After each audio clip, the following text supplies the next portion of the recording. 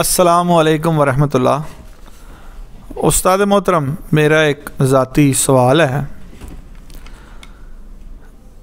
जिससे इंशाल्लाह तिब्बा कराम को भी फ़ायदा होगा। इलाज के दौरान पैदा होने वाले मसाइल।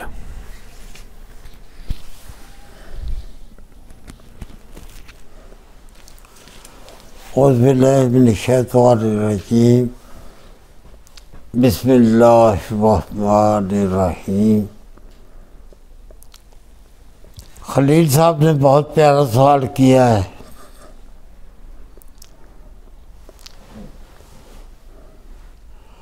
अल्लाह पाक की जज़ाए खैर अता फरमाए। बहुत अहम सवाल है कि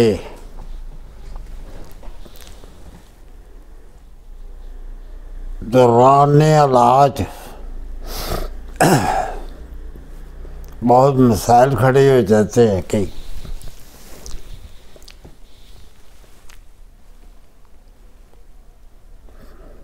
मैं अपनी बसात के मुताबिक अर्ज़ किए देता हूँ। पुराने कुतुब में ये बात लिखी हुई है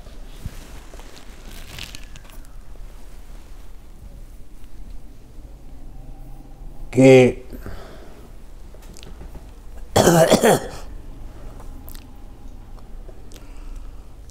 मर्द जब बहरानी कैफियत में चला जाए तो फिर इलाज कैसे करना चाहिए। इलाज कर रहे हैं आप किसी मर्द का, आपने दवाई शुरू की, तहरीक को देखा, नब्ज़ देखी, समझने की कोशिश की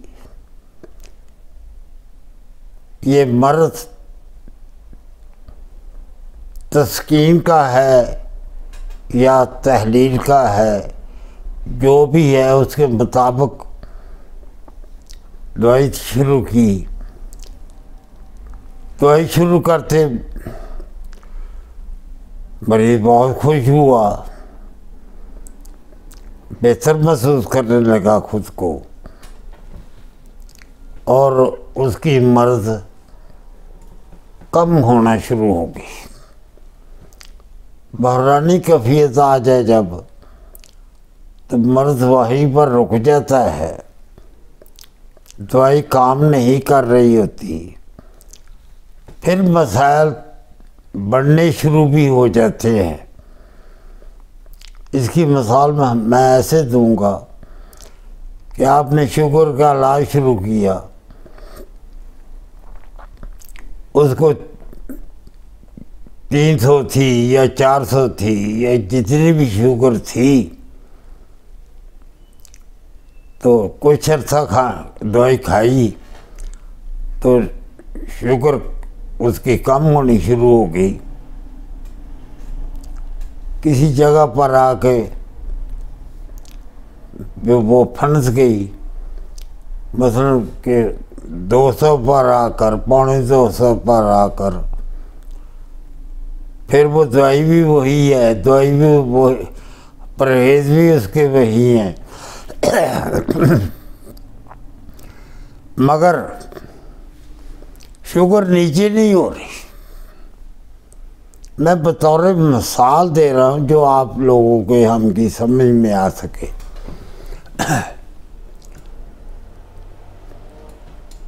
तो फिर तबीब क्या करे? तहरीक भी उसकी हुई है, उस पर इलाज करने से वो कम भी होनी शुरू हो गई, मगर एक जगह पर जाके रुक गई है।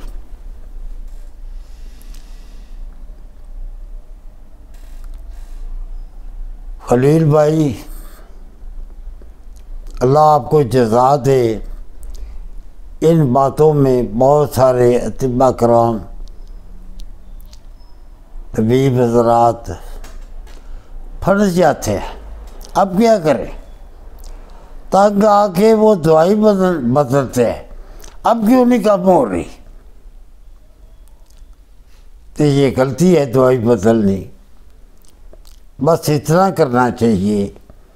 अगर आप पहले उसको शदीद दे रहे हैं, उससे वो कम हो रही है, तो फिर आपको चाहिए कि उसको उससे अगली दवाई, यानी कि शदीद दे रहे थे तब मलयन शुरू कर दे, इंशाल्लाह वो बेहतर होनी शुरू हो जाएगी, फिर अपनी रूटीन से कम होगी।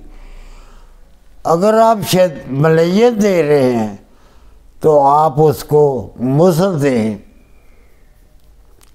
मगर उसी तहरीक का, जिस तहरीक का आपने मलयन दिया है शदीद पर, उसी तहरीक का आपने मलयन दिया है। और अगर मलयन दे रहे हैं तो उसी तहरीक का जो भी उसकी दवाई बन रही है वो आगे बढ़ा दें, मुसल दे दें, इंशाल्लाह फिर मर्ज़ ख़त्म होना है, कम होना शुरू हो गई।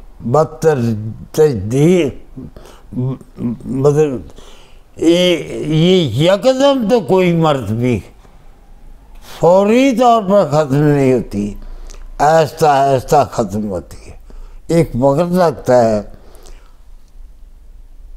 तो मेरे भाई, सवाल का जवाब तो बन गया। कई मसले बनते हैं तो फिर आदमी अपनी जो दी है दवाई उससे हट कर कोई दवाई देगा तो ये गलत है।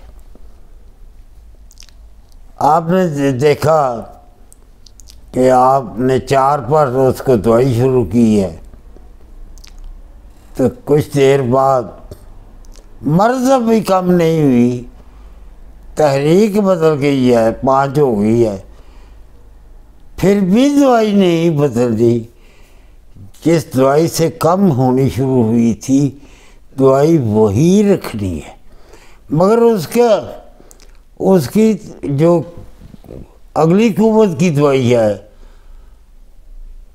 ये 6 कुव्वतें की दवाई, हर तहरीक में 6 कुव्वतें रखती है दवाई, मुहर्रिक से तिरयाग तक। उम्मीद है मेरे दोस्त बात को अच्छी तरह समझ गए होंगे। खलील साहब बता दें कोई और विशेष में कोई आपका सवाल हो तो वही आकर वहीं से आप बोल दें। उस्ताद मोहतरम, बातदरीज मर्ज कैसे कम होता है, इसकी थोड़ी वजाहत फरमा दें। ऐसे ऐसे बातदरीज जो मेरा इस वक्त वो अल्फाज मेरे ज़ुबान पर नहीं आ रहे, मर्ज ऐसे ऐसे कम होती है। एक पुरानी वैसे भी बात सुनी हुई है कि बीमारी आंधी से घोड़े सवार हो के वे जांदी जूं दी टोरे। तो यहाँ 20 साल से मर्ज लगा हुआ है, वो फंसे हुए हैं आदमी, तो चाहते हैं कि 1-2 बुढ़ियों से हम ठीक हो जाए। ऐसे तो नहीं है, मर्ज नहीं खत्म होगा। अल्लाह पाक हम सबको समझने की तौफीक अता फरमाए, अपना करम करे, अपनी मेहरबानी करे। अस्सलामु अलैकुम व रहमतुल्लाह।